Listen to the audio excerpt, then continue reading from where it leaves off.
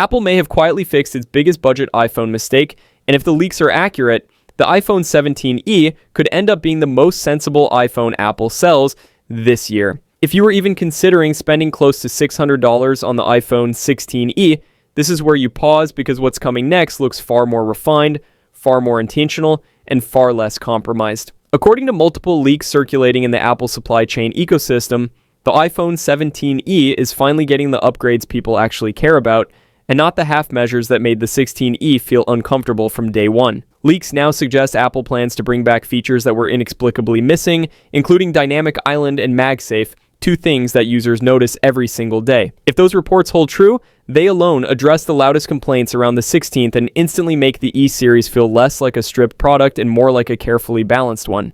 The strategy this time reportedly mirrors what Samsung has successfully done with its Galaxy FE lineup. Keep the premium experience where it matters most and cut costs in areas that don't affect daily use. Design-wise, reports point to a look closer to the iPhone 15 and even the upcoming iPhone 17 lineup, featuring a smaller display cutout and a cleaner, more modern feel.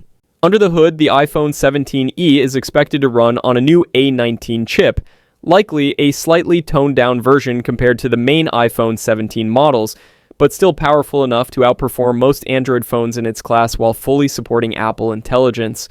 Last year, Apple officially discontinued the $429 iPhone SE, a phone that was clearly outdated but incredibly successful because it knew exactly what it was. In its place came the iPhone 16e at $599, a price that immediately pushed it out of true budget territory. Apple tried to justify that jump by mixing old and new hardware, an iPhone 14 style body, a notched display, USB-C borrowed from the iPhone 15 lineup, and surprisingly, the powerful A18 chip from the iPhone 16 series.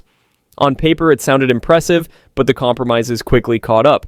A single 48-megapixel rear camera, no MagSafe at all, and a near $200 price increase over the SE made the value proposition feel forced rather than thoughtful. That awkward positioning is exactly where the iPhone 17e is expected to course correct. Apple hasn't officially confirmed the iPhone 17e yet, but the timing and leaks line up. The launch is expected later this month, most likely in the second half of February, with pricing rumored to remain around the $599 mark. If Apple executes this correctly, the iPhone 17e won't just redeem the E series, it could quietly become the iPhone most people should actually buy.